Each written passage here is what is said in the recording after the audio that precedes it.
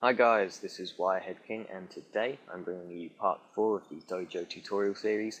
In this part we're going to be making the weapons on the weapon rack. Those are the Naginatas there and the Katanas above them. So let's get straight into it. But before I work on the weapons, I just want to add in a couple of extra shelves on the sides here. Because I think there could be more, because in my other scene here there were more, so let's just do that. So first of all, the way I'm going to edit it the way I'm going to do this is use the array modifier again, but actually I just thought it's probably a bit too big for the array modifier. What I'm going to do is just separate all of this stuff. So select the vertex at the bottom of this one at the end here, press Ctrl L, and I guess we could just delete that. So press X and delete the faces of vertices, it doesn't really matter. Then if we delete the face at the top of this one here, just at the end, that way we won't have any weird normals messing up and everything. And we need to snap it back. And the way we can do this is we can go into vertex or even edge or whatever, but I'm going to choose vertex. And then you can select all of this loop at the top by pressing Alt and right clicking, or you could just not select it or select them all individually depending on what you want. And then you can, in previous tutorials I'd press G, X and then hold Control and snap it onto the vertex with vertex snap element selected down here, but someone in the comments said you could use these in this case the red arrow, but depending on what direction you're going in you could use the blue arrow or the green arrow. In this case it's going to be the red arrow. Just click on it and drag it back and then hold Control and you can just snap it there. So that's a fun little tip if you prefer using that method. So now that we've done that, I'm probably actually, because this is just one object at the top, like one big thing, so I've actually thought maybe it's best to just select these shelves and then this thing here, and then duplicate it and just bring it over. And we could even just snap it, there's no need to use the array modifier here really, so let's just snap it there onto that vertex, and then I don't think we can fit another one in, so that's fine. Let's just get this and then bring it over here and then just drag it back and snap it there, and that's looking good. So we can now also just bring this out, snap it onto that vertex at the side there, and then press F and put a face in there. So it turns out we're not using the array modifier. This looks a little bit easier, and we can then do the same with this side. Just duplicate all of these shelves and the bit at the end, and then just duplicate it over and start bringing it back and just snap it on, and then just extend this bit at the top and then just snap that onto that vertex.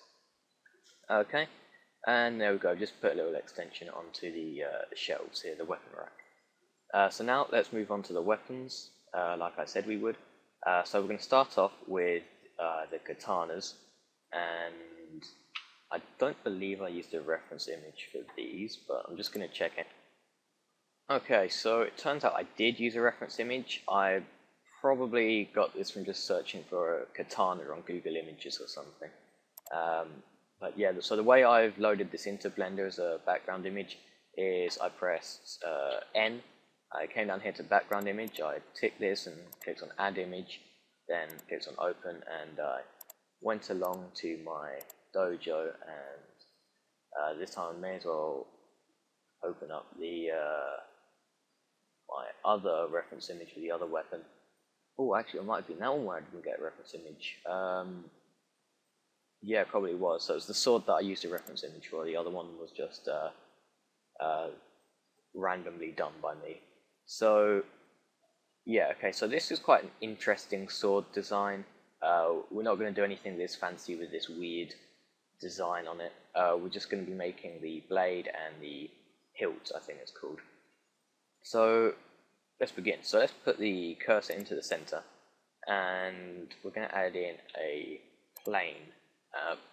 Because we're going to be making the blade bit, and of course it's a bit like a plane, it's got a bit of depth to it, but not much. So let's just get the basic shape in. So let's first of all go into vertex select and just line this up with the base of the blade, and it seems that I'm actually starting it off based on this reference image. I'm sort of starting off inside the hilt, but that's okay because we can put the hilt over it, so it's not really much of a problem. And in fact, what we could do is just bring the other two vertices just way out to the other end, and then just add in a few loop cuts onto the sword. So to do that, you just press Ctrl R and then use the mouse wheel to add in a few more. If you don't have a mouse wheel, I think from a tutorial somewhere I found out you could just press up, no, not up, the plus button on your number pad, and you can also use the minus button to decrease them. And if I'd known that when I still used a laptop to use Blender, that would have saved me a lot of time. But yeah, okay, so let's just add in 3 for now. In fact, no, I call it 5. So you can see at the bottom left, if you've got loads of them, just down here you can see how many cuts you're adding. So that's 5. And okay, let's just line these up. And there we go. And this takes a little bit of time, but it's really not too hard at all. And missed that. There we go. And it seems it's the same width all the way across the blade, so that's something you might find out. But at the end here, I'm just going to select these last 2 vertices and then just merge them. And it's okay if it doesn't have that little curve at the end, because it's barely going to be visible. But if you're really going for a high poly scene, you can just add it in if you want to. And I might do that actually, it could look okay. Okay, so there we go, that's the blade done. Now for the hilt. That was really simple because, as you can see, they're just cylinder sort of shapes. So I think I went for some sort of simple design with mine. But I added in a cylinder, and if you press T, you can cut, it pops up with all these options for your cylinder. I think I stuck with 8 vertices, which is what I usually stick with if things are far away. Cap fill type was set to nothing, and yeah, so that will do. So let's just rotate that by 90 degrees on the y-axis. Then we can press Alt S, and that will just scale it down by the normals, which basically makes it thinner. So there we go. And if we just line up with this, we can go to the right thickness. So that will do. Let's just bring it up here. And I'm just going to extrude this in just a little bit at first. In fact, actually, no, I think, yeah, I had a little bit coming out the end here. So I sort of had a little extrusion out to the sides, then I extruded it in. And I'm only going to do it a little bit because when we add a subsurf modifier onto it, it will look really weird if we just bring it all the way in. So just a little bit in like that, and then just press E, right click, and then press Alt M and merge it at the center. But we're still not completely done with this the blade bit yet. So what I'm going to do with this is just select all of it. We're going to extrude it up, and but look at the reference just to figure out what it looks like. Okay, I'm just going to keep it simple and just merge all of, or snap this side down, so where the sharp bit's going to be, because swords aren't sharp on both sides. Some of them are, but they tend to only have one sharp end, and that's going to be this end. So I'm going to press G, C, and then just snap it down like that, and then remove doubles. And I think I'm just going to make a few edits just to make the end a little less ugly, and I might even just select all of this edge and just bring it down because it's all going to be quite thin, and then just figure out exactly how to line it up, and that will do. Okay, so that's the sword done. And now that I've said that, just remember we haven't finished with the hilt, and based on the very undetailed zoom in that I'm doing on my reference image, I had like two extensions like at the end, but at this end. So just going to press E and scale this out, then extrude it along, and then press E again, and then scale it in, and then just scale it along again, and then do the same here. I don't remember why I did this, but I did. Probably because it just added a bit more detail to it. And then at the end, I think you can actually just extrude that in and press Alt. Sorry, Alt M at the end there. And there we go. So now we've done that, we can give it a smooth modifier, and some things are looking weird there, so let's just add in an edge split modifier and increase the split angle so that the bits in the middle here are smooth. And we can also add in a subdivision surface modifier, but bring that on top of the edge split. And okay, now the sword's looking a bit weird, so let's just add in a loop cut. In fact, instead of adding in a loop cut, just select the two vertices at the end and press N, and you can increase the mean crease, or just the crease in this case, all the way up to 1, and that appeared to do not much, so let's select these vertices as well and do the same. Okay, didn't want to work, so oh, there might be two vertices. There we go, that might help. Yeah, there we go. So there's 3 vertices at the end in this sword. They're at the base, so you need to increase the mean crease to 1 for that. And yeah, that should work. And yeah, I'm not too bothered about the rest of the sword. Okay, so that's looking okay, but I might just want to line it up, or line the hilt up a little bit more, so that it's more central. Okay, that's working. And we need to do some extra work on the hilt as well, so just add in a loop cut going down the middle on this sort of big chunk, and then just drag it up, and this will just make the these little extrusions more sharp. Okay, and it looks a bit strange close up, but when it gets into you know, far back, it will look fine.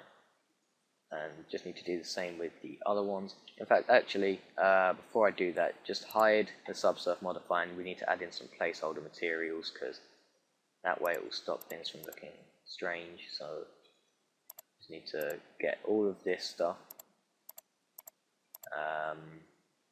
Not sure about the bit where the sort of this, I don't really know what to call it, but this bit at the top. Just these extrusions, and I'm just going to add a new material and add in another one. I'm going to call this gold, because I decided to go with like a gold material.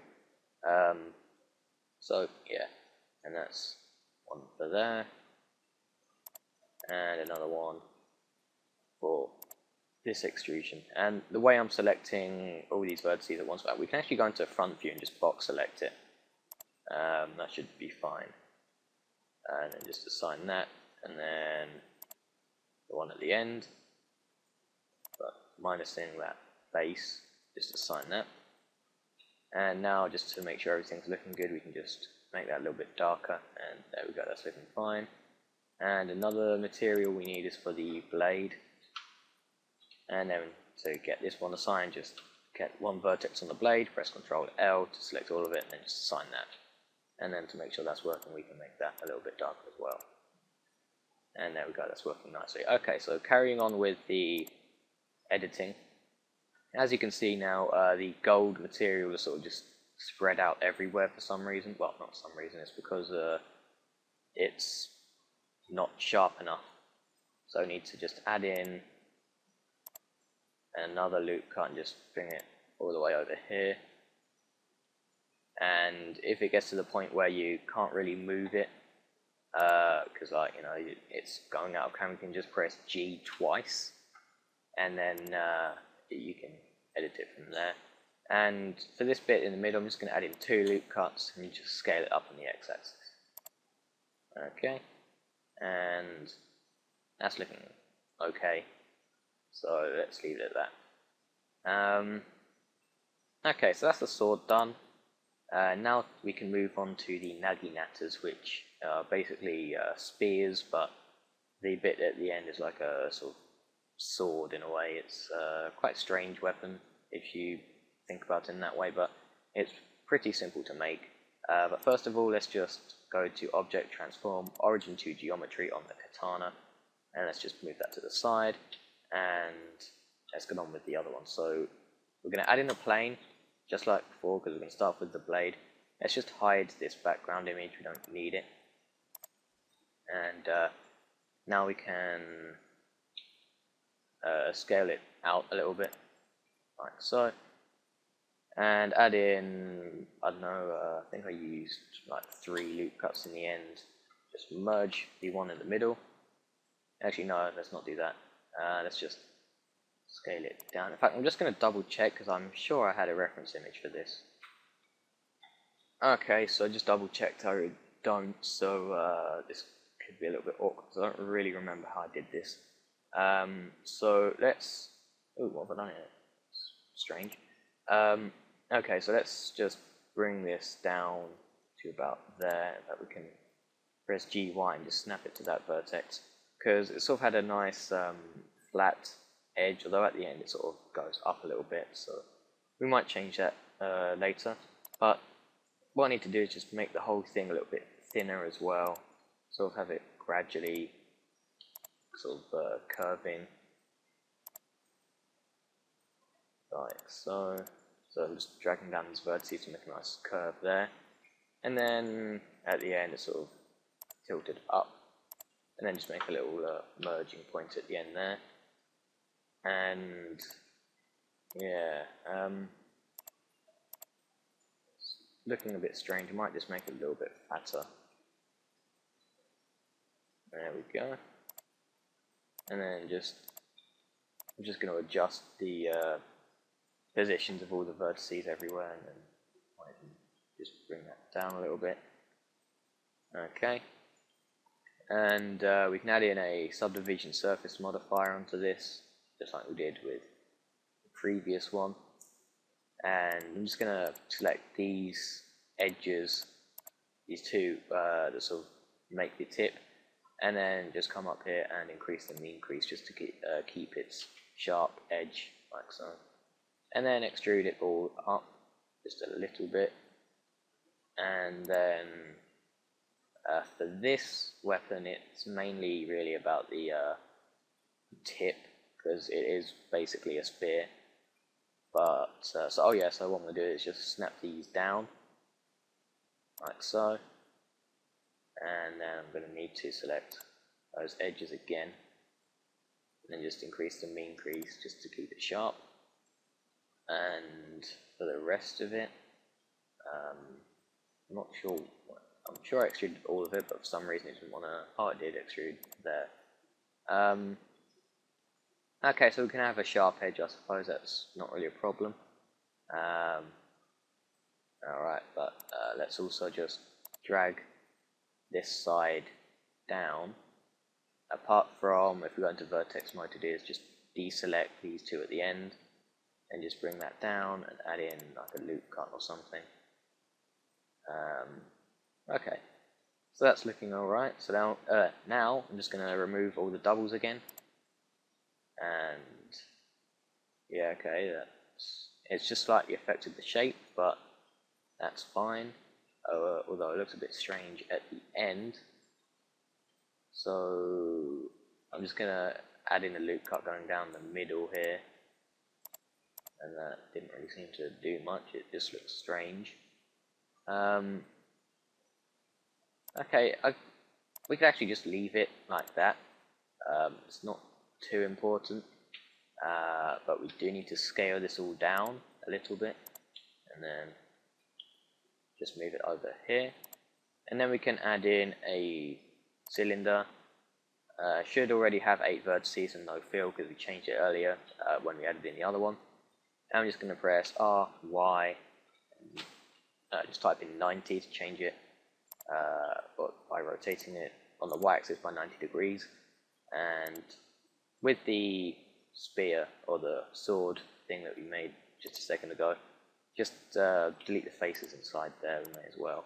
And then just increase the mean crease to keep the base nice and flat. And then we can just scale that in by pressing Alt-S, and that'll just make it thinner.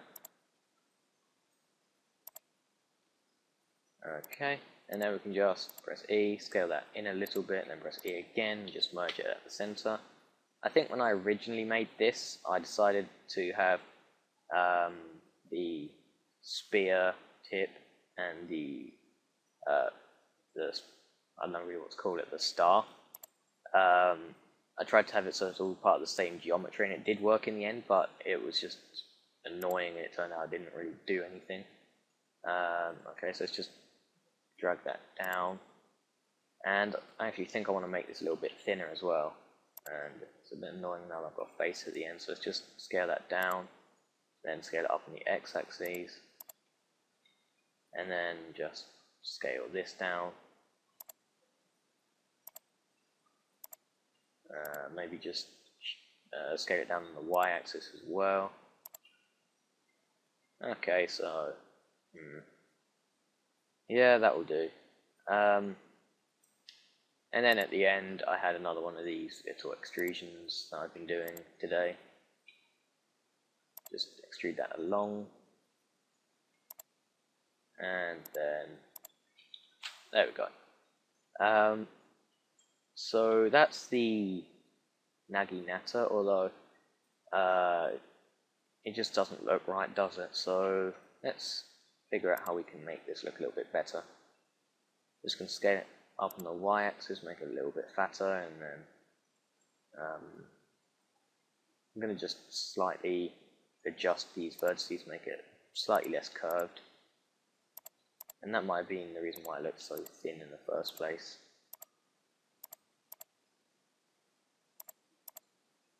Okay, and then we can just drag these in at the end, and it still looks kind of weird. And I accidentally selected the bits I wasn't really supposed to select on the staff. Just want to get those bits and just bring that in. And on the staff we can actually add in a loop cut and just bring it up eventually. There we go. Now we just pick up on the x-axis just like that. Okay, so now we can just click smooth, and it looks kind of weird now. We need to add in the edge split modifier as well, that would help. And there we go. That sort of sorted out the weird thing that was happening in the blade. Okay, so just need to make this even smoother. So I might just pause the video while I just get the shape looking good. All I'm doing is like moving around the vertices. There's no like technique to it. So just 1 second while I pause.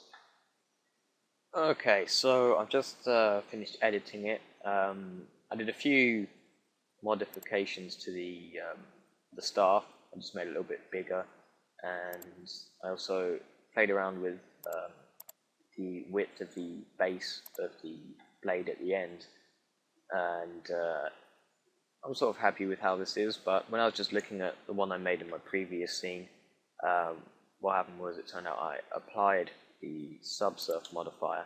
In fact, before I do that, I just want to do a bit of extra work on this staff. So what I'm going to do is just, I think we've got the extrusion at the end, yeah. Let's first of all add some placeholder materials, so it's going to be exactly the same ones as the one in the katana. So you've got the blade, the what's the other one called? Oh, we had gold, didn't we? So let's put that in, and then the other one was just called material, but we're going to just call this hilt, and we can do the same with this as well. Okay, I just need to assign these, so let's make the thing at the end the gold. Did that work? Might have done. Then we get the faces in the middle here, make that hilt, and then yeah, okay, that will do. Okay, so in fact no, let's get all of the staff here, apart from the extension at the, or the extrusion at the end. Okay. Okay, like that, and then just assign the hilt material. Okay, so to make the extrusion at the end, I might just grab this vertex that we made here and just grab all the faces here, press E, then hit Alt S. Now just scale it up, and then you could put a loop cut there. I was putting 2 loop cuts in that, and just scale it up on the X-axis. Okay, and that will just make it a little bit sharper. Then put in 2 more loop cuts, scale them down, like so, move them up, and then we can extrude that, and hit Alt S, and there we go. Maybe make it a little bit thinner. Looking a bit strange, so I'm just going to hit Shift and X instead of using the normals. Okay, add in 2 loop cuts there, scale them up on the X-axis. Same with this, and I think we've got one at the end there. Nope. Okay, so let's just do the same with this as well. So 2 loop cuts, scale them up on the X-axis. And I think that's done what we want it to. Yep. Oh, and we need to put in a loop cut here as well, or 2 again. Alright. And just need to edit the materials, and then we'll be done with that. Okay. This one here is a little bit wider and thicker than the other one, but that's fine. But you can change that if you want. And get this as well.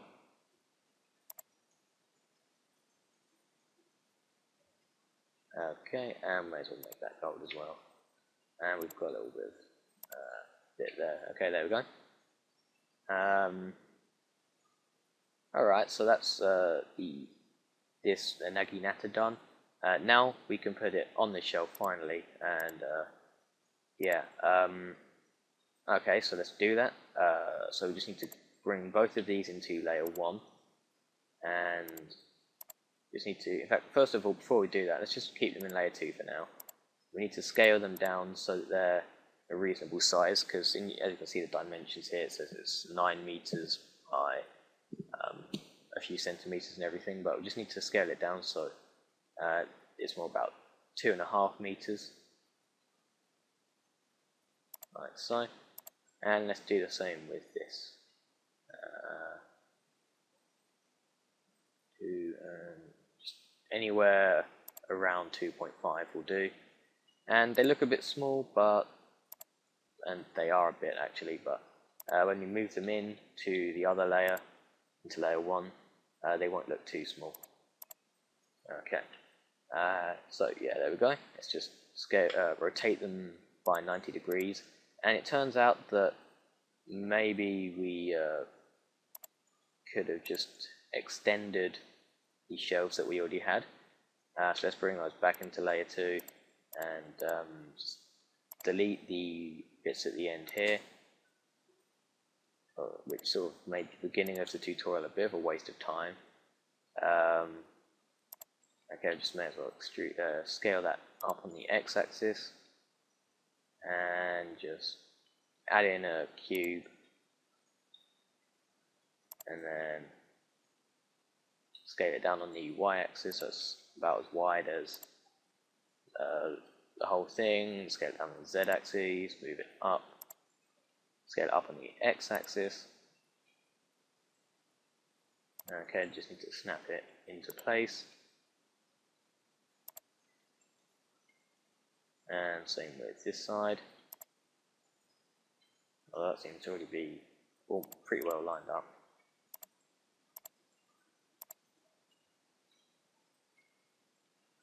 There we go.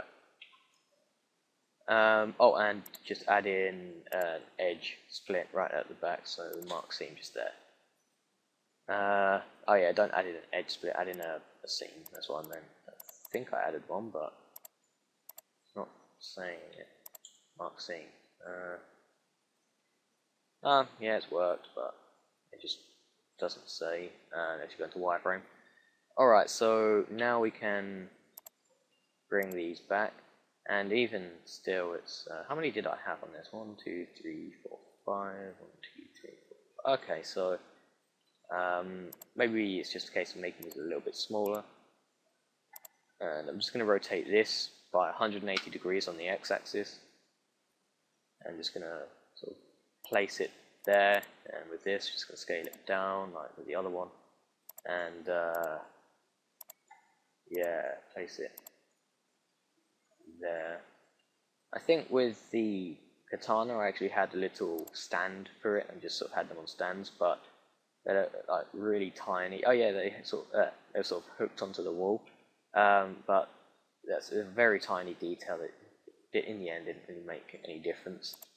And okay, so the way I positioned these was I just used an array modifier, so let's just come down here and add in the array modifier. Now really you should put nothing underneath the edge split, but the array modifier does absolutely nothing to affect that, so we don't need to move it up, but you can if you want to. Okay, so let's just increase the count after we've just played around with this value here, just to sort of get it so it's lined up with all the shelves. Then just when you've made all of them, just make sure that they're all nicely on the shelf and they're not just sticking into the sides. And then we can just add in another array, or just duplicate it down if you want to, but I'm not too bothered.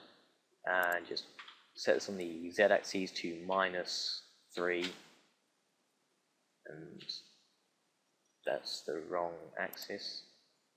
Oh yeah, it's because we played around with the dimensions and everything. So if you just press Control A, we can apply the scale and the rotation, and it shouldn't affect the array modifier, but just in case, just check again if it's done anything. Okay, and now with the second array, if we set this to -3, there we go. It's now in to the other shelf, but we just need to make it a little bit smaller, or a little bit, yeah, smaller, like so. So the gap's bigger, and that's looking good. And now I just need to do the same with the Naginata, just a few array modifiers. So let's just add in this one first, and increase its offset. Okay, and then just keep increasing the count so that there's 5 of them. And I'm just going to slightly make, well, I'm going to make it a tiny bit smaller so that they're all more central. And then add in another array. Oh, and Control A again, apply the rotation and the scale, and then set this to -4 this time. There we go, that's a little bit better. And then there we go. Alright then, so that's the weapons done. We can now save that. Well, you should have been saving throughout all of it, but I'm saving it. Okay, so thanks for watching. I hope you learnt a bit about making some weapons in Blender. So thanks for watching. Subscribe to finish the series, or well, to get any parts that you haven't that aren't out yet as soon as they're out. If the series has already come all out by the time you're watching this, then subscribe for the next series or whatever series is on at the moment. So yeah, thanks for watching and goodbye.